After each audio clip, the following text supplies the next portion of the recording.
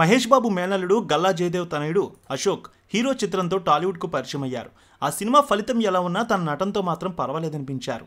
రెండో సినిమా కోసం కమర్షియల్ కథను ఎంచుకున్నారు. దేవకి నందన వాసుదేవగా వచ్చిన ఈ చిత్రానికి హనుమాన్ దర్శకుడు ప్రశాంత్ వర్మ కథ అందించారు. అది కూడా పురాణాలతో ముడిపడిన కథ కావడంతో ప్రేక్షకుల ఆసక్తి నెలకొంది. అర్జున్ జంధ్యాల దర్శకత్వంలో రూపొందింది ఈ సినిమా. తొలి రోజు నుంచి మంచి డీసెంట్ కలెక్షన్ సంపాదించింది. మరి ఎనిమిదో రోజు నేటి కలెక్షన్స్ ఏ విధంగా ఉండబోతున్నాయో చూద్దాం. కంసరాజు దేవదత్త నాగే క్రూరమైన మనస్తత్వం కలిగిన వ్యక్తి. ఊళ్ళో అతని అరాచకాలకు అడ్డే లేదు. కనబడిన భూములన్నీ తనవే అంటాడు. కాదంటే ప్రాణాలు తీసేస్తాడు. కాశీకి వెళ్ళినప్పుడు అక్కడ ఓ అఘోర చెప్పిన మాటతో తన సొంత బావని చంపేస్తాడు. తన చెల్లెలు దేవయానికి పుట్టబోయే మూడో సంతానం నుంచి ప్రాణగండం ఉందని అఘోర చెప్పడంతో ఆమెను ఒక సంతానానికి పరిమితం చేయాలని ఆ దారుణానికి ఒడిగడతాడు. కంసరాజు చేసిన పాపం అతన్ని జైలు ఊచలు లెక్కబెట్టేలా పరిస్థితి తీస్తుంది. కొన్నాళ్ళు జైలు జీవితం తర్వాత కంసరాజు జైలు నుంచి బయటకు వస్తాడు. అప్పటికే తన చెల్లికి పుట్టిన బిడ్డ సత్య మానస వారణాసి పెరిగి పెద్దదవుతుంది. కృష్ణ అశోక్ గల్లాతో ప్రేమలో పడుతుంది. ఇద్దరి ప్రేమాయణం కంసరాజుకు తెలిసిందా లేదా? సత్య కుటుంబానికి సంబంధించిన పూర్తి విషయాలు కృష్ణకు ఎప్పుడు తెలిసాయి? తెలిసాక అతను ఎలా స్పందించాడు? కంసరాజు చెల్లెలు దాచిపెట్టిన అసలైన రహస్యం ఏమిటి? ఈ విషయాలు తెలియాలంటే వెండితెరపై సినిమా చూడాల్సిందే. పురాణాలతోనూ వాటిల్లోని పాత్రలతోనూ ముడిపెడుతూ కథలు చెప్పడం ప్రస్తుతం నడుస్తున్న ఒక కొత్త ట్రెండ్. కల్కి, హనుమాన్, కార్తికేయ ఇలా చాలా సినిమాల్లో ఆ ప్రయత్నం మంచి ఫలితం ఇచ్చింది.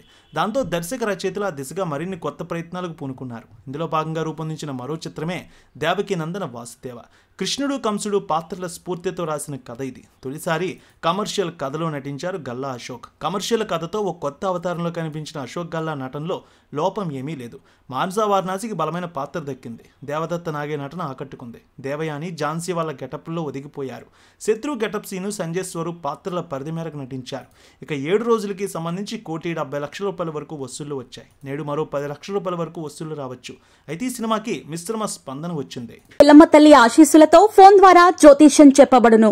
గురూజీ శ్రీనివాసరాజు జ్యోతిష్యంలో అపారమైన అనుభవం ఉన్న గురువు గారు మీకు ఏ సమస్య ఉన్నా పరిష్కారం చూపుతారు. ప్రేమ, పెళ్లి, విదేశీయానం, ఆరోగ్య సమస్యలు, ఆర్థిక ఇబ్బందులు, వాస్తు, దాంపత్య సమస్యలు, కుటుంబ కలహాలు, వ్యాపార సమస్యలు ఇలా అన్నింటికీ పరిష్కారం చూపబడును. మీరు ఫోన్ ద్వారా లేదా వాట్సాప్ ద్వారా గురూజీని కాంటాక్ట్ అవ్వచ్చు. మీ డేట్ ఆఫ్ బర్త్, మీ ఫోటో బట్టి జ్యోతిష్యం చెప్పబడును. మీరు ఎక్కడెక్కడో జ్యోతిష్యం చేపించుకుని నిరాశలో ఉన్నారా? ఒకసారి ఈ గురువు గారిని సంప్రదించండి. మీ సమస్యకు పరిష్కారం పొందండి. Cell number 7098888511